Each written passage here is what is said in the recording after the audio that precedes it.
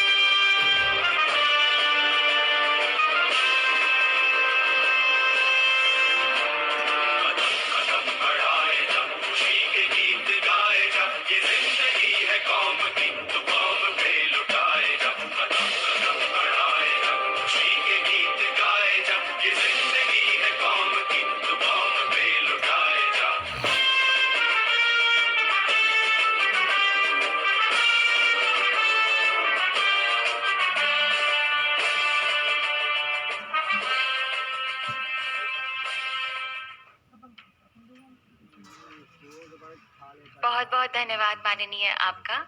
नेताजी सुभाष चंद्र बोस की प्रेरणा से पराक्रमी भारत न पराजित हुआ है, न झुका है, न रुका है।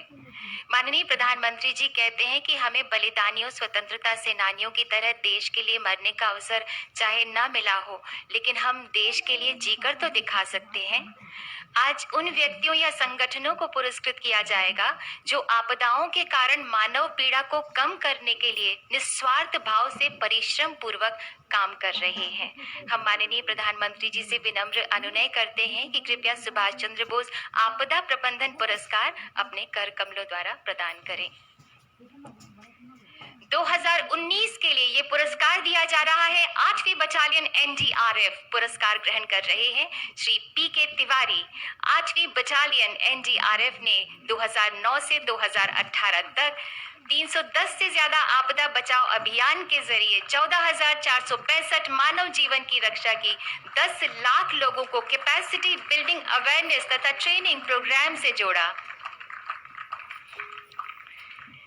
2020 के लिए ये पुरस्कार दिया जा रहा है श्री के.एफ. सिंह, पूर्व डीजी सीआईएसएफ। आपने 3 टियर डिजास्टर रिस्पांस मैकेनिज्म के निर्माण की नींव रखी। आपदा प्रबंधन के सभी चरणों में सिविल डिफेंस के एक्टिव पार्टिसिपेशन की परिकल्पना को भी आपने प्रतिपादित किया। 2020 के लिए ही disaster mitigation and management centre Uttarakhand को पुरस्कार दिया जा रहा है।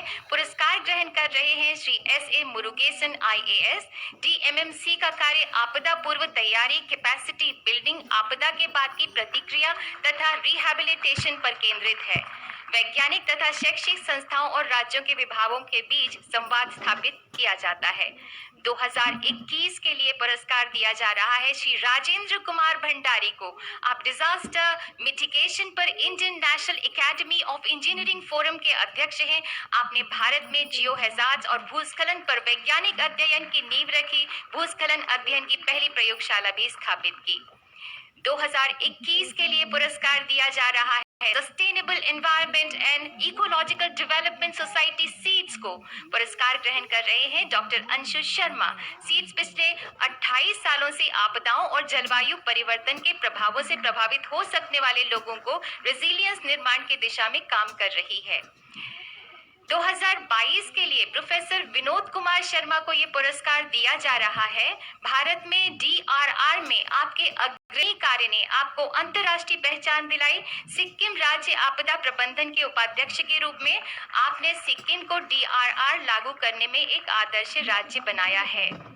2022 के लिए ही गुजरात आपदा प्रबंधन संस्थान को पुरस्कार दिया जा रहा है।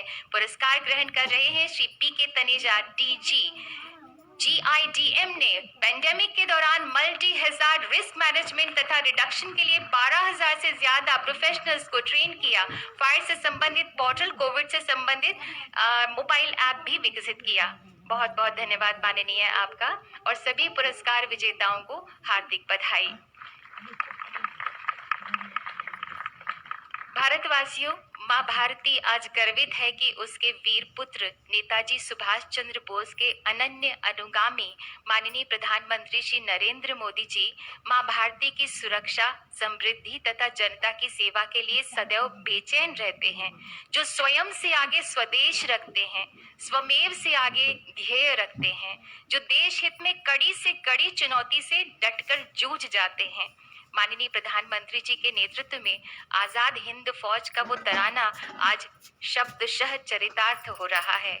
शुभ सुख चैन की बरखा बरसे, भारत भाग है जागा, सूरज बनकर जग पर चमके, भारत नाम सुभागा। माननीय प्रधानमंत्री जी से हमारा विनम्र अनुरोध है कि कृपया हम सबको प्रेरणा ज्योति से रोशन करें।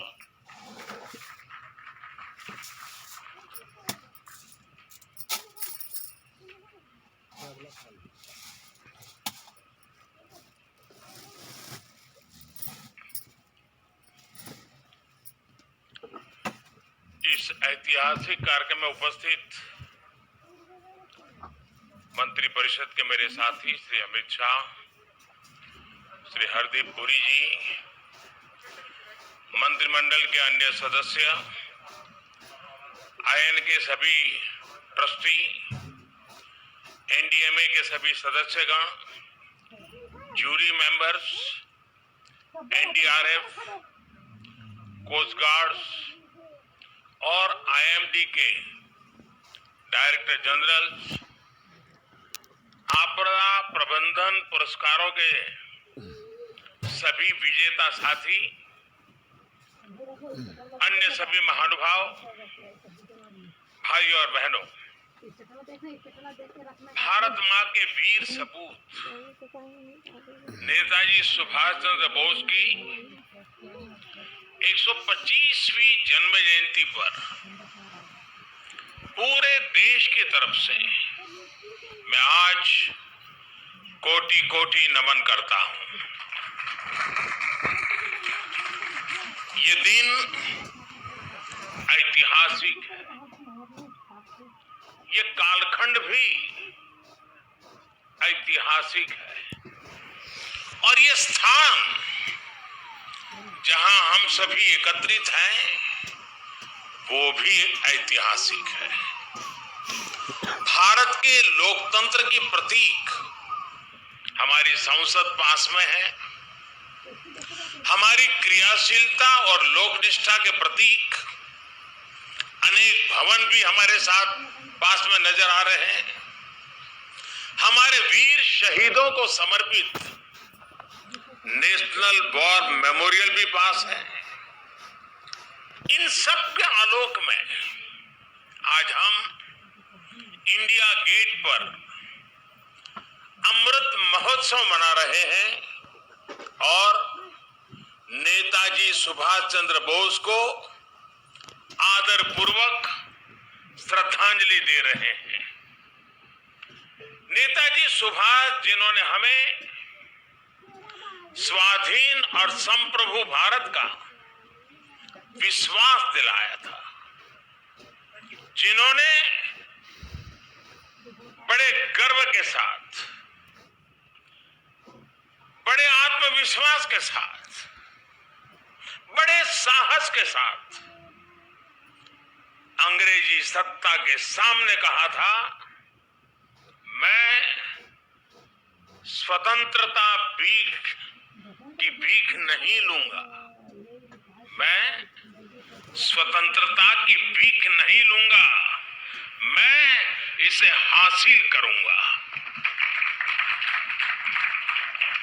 जिन्होंने भारत की धरती पर पहली आजाद सरकार को स्थापित किया था, हमारे उन नेताजी की भव्य प्रतिमा आज डिजिटल स्वरूप में इंडिया गेट के समीप स्थापित हो रही है।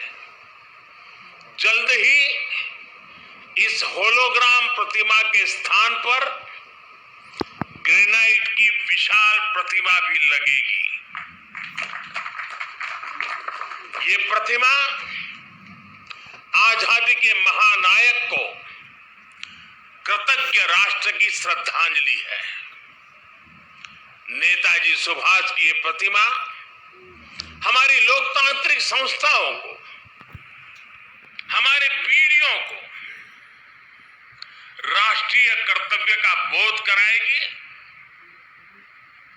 आने वाली पीढ़ियों को, वर्तमान पीढ़ी को निरंतर प्रेरणा देती रहेगी। साथियों, पिछले साल से देश ने नेताजी की जयंती को पराक्रम दिवस के रूप में मनाना शुरू किया है। आज पराक्रम दिवस के अवसर पर सुभाष चंद्र बोस आपदा प्रबंधन पुरस्कार भी दिए गए हैं। नेताजी के जीवन से प्रेरणा लेकर ही इन पुरस्कारों को देने की घोषणा की गई थी। साल 2019 से 2022 तक उस समय के सभी विजेताओं, सभी व्यक्तियों, सभी संस्थाओं को जिन्हें आज सम्मान का अवसर मिला है, उन सबको भी मैं बहुत बहुत बधाई देता हूं। साथियों, हमारे देश में आपदा प्रबंधन को लेकर जिस तरह का रवैया रहा था, उस पर एक कहावत बहुत सटीक बैठती है, जब प्यास लगी तो कुआं खोदना। और जिस मैं काशी क्षेत्र से आता हूं, वहां तो एक और भी कहावत है। वो कहते हैं, भोज गड़ी कोहड़ा रोपे, यानी जब भोज का समय आ गया तो कोहड़े की सब्जी उगाने लगना। यानी जब आपदा सिर पर आ जाती थी तो उससे बचने के उपाय खोजे जाते थे। इतना ही नहीं, एक और हैरान करने वाली व्यवस्था थी जिसके बारे में कम ही लोगों को पता है। हमारे देश में वर्षों तक आपदा का विषय एग्रीकल्चर डिपार्टमेंट के पास रहा था। इसका मूल कारण यह था कि बाढ़, अतिवृष्टि, ओले गिरना, ऐसी जो स्थितियां पैदा होती थी, उसे निपटने का जिम्मा, उसका संबंध कृषि मंत्रालय से आता था। देश में आपदा प्रबंधन ऐसे ही चलता रहता था। लेकिन 2001 में गुजरात में भूकंप आने के बाद जो कुछ हुआ, देश को नए सिरे से सोचने के लिए मजबूर किया और उसने आपदा प्रबंधन के मायने बदल दिए। हमने तमाम विभागों और मंत्रालयों को राहत और बचाव के काम में झोंक दिया। उस समय के जो अनुभव थे, उनसे सीखते हुए ही 2003 में Gujarat state disaster management act बनाया गया। आपदा से निपटने के लिए गुजरात इस तरह का कानून बनाने वाला देश का पहला राज्य बना। बाद में केंद्र सरकार ने गुजरात के कानून से सबक लेते हुए 2005 में पूरे देश के लिए ऐसा ही डिजास्टर मैनेजमेंट एक्ट बनाया। इस कानून के बाद ही नेशनल डिजास्टर मैनेजमेंट अथॉरिटी, उसके गठन का रास्ता साफ हुआ। इसी कानून ने कोरोना के खिलाफ लड़ाई में भी देश की बहुत मदद की। साथियों, डिजास्टर मैनेजमेंट को प्रभावी बनाने के लिए 2014 के बाद से हमारे सरकार ने राष्ट्रीय स्तर पर चौतरफा काम किया है। हमने रिलीफ, रेस्क्यू, रिहेबिलिटेशन, उस पर जोर देने के साथ साथ ही रिफॉर्म पर भी बल दिया है। हमने एनडीआरएफ को मजबूत किया, उसका आधुनिकीकरण किया, देश भर में उसका विस्तार किया, स्पेस टेक्नोलॉजी से लेकर प्लानिंग और मैनेजमेंट तक बेस्ट पॉसिबल प्रैक्टिसेस को अपनाया। हमारे एनडीआरएफ के साथ ही सभी राज्यों के एसडीआरएफ्स और सुरक्षा बलों के जवान अपनी जान की बाजी लगाकर एक एक जीवन को बचाते हैं। इसलिए आज ये पल इस प्रकार से जान की लगाने वाले हैं, औरों की जिंदगी बचाने के लिए खुद की जिंदगी का दांव लगाने वाले हैं। चाहे वो एनडीआरएफ के लोग हो, चाहे एसडीआरएफ के लोग हो, हमारे सुरक्षा बलों के साथी हो, ये सब के सब उनके प्रति आज आभार व्यक्त करने का, उनको सैल्यूट करने का ये वक्त है। साथियों, अगर हम अपनी व्यवस्थाओं को मजबूत करते चलें तो आपदा से निपटने की क्षमता दिनों दिन बढ़ती चली जाती है। मैं इसी कोरोना काल के 1-2 वर्ष की बात करूं तो इस महामारी के बीच भी देश के सामने नई आपदाएं आकर खड़ी हो गई। एक तरफ कोरोना से तो लड़ाई लड़ी रहे थे, अनेक जगहों पर भूकंप आए, कितने ही क्षेत्रों में बाढ़ आई, उड़ीसा, पश्चिम बंगाल समेत पूर्वी तटों पर साइक्लोन आए, गोवा, महाराष्ट्र, गुजरात, पश्चिमी तटों पर भी साइक्लोन आए। पहले एक एक साइक्लोन में सैकड़ों लोगों की मृत्यु हो जाती थी, लेकिन इस बार ऐसा नहीं हुआ। देश ने हर चुनौती का जवाब एक नई ताकत से दिया। इसी वजह से इन आपदाओं में हम ज्यादा से ज्यादा जीवन बचाने में सफल रहे। आज बड़ी बड़ी अंतर्राष्ट्रीय एजेंसियां भारत के इस सामर्थ्य, भारत में आए इस बदलाव की सराहना कर रही है। आज देश में एक ऐसा end to end cyclone response system है जिसमें केंद्र, राज्य, स्थानीय प्रशासन और सभी एजेंसियां एक साथ मिलकर के काम करती हैं। बाढ़, सूखा, साइक्लोन, इन सभी आपदाओं के लिए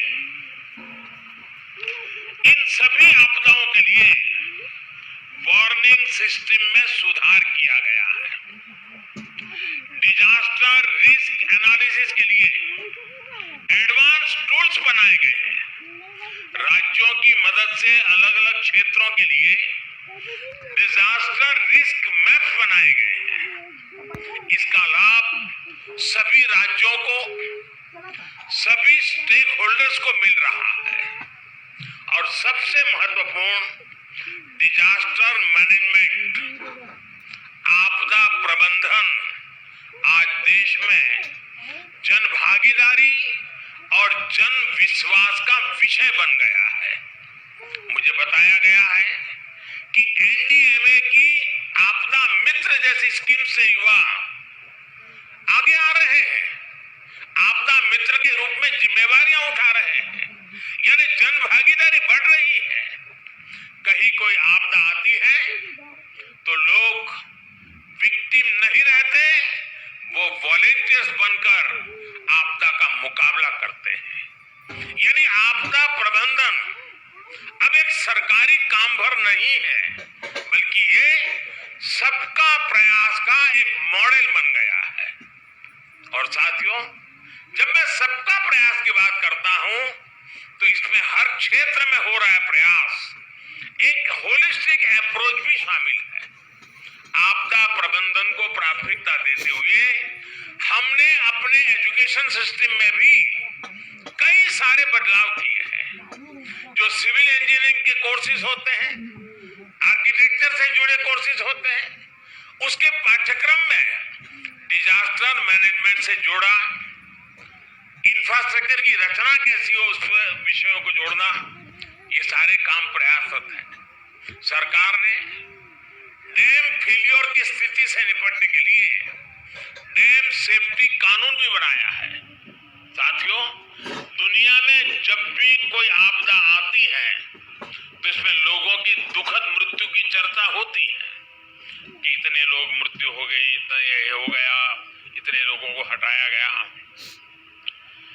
आर्थिक नुकसान भी बहुत होता है, उसकी भी चर्चा की जाती है।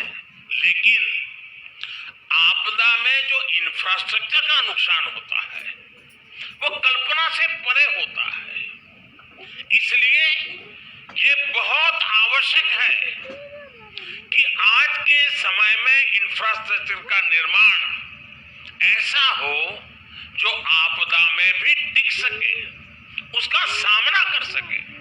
भारत आज इस दिशा में भी तेजी से काम कर रहा है। जिन क्षेत्रों में भूकंप, बाढ़ या साइक्लोन का खतरा ज्यादा रहता है, वहां पर पीएम आवास योजना के तहत बन रहे घरों में भी इसका ध्यान रखा जाता है। उत्तराखंड में जो 4 धाम महापरियोजना का काम चल रहा है, उसमें भी आपदा प्रबंधन का ध्यान रखा गया है।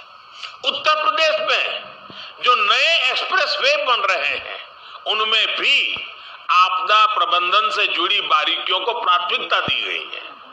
आपात स्थिति में एक्सप्रेसवे विमान उतरने के काम आ सके, इसका भी प्रावधान किया गया है। यही नए भारत का विजन है, नए भारत के सोचने का तरीका है।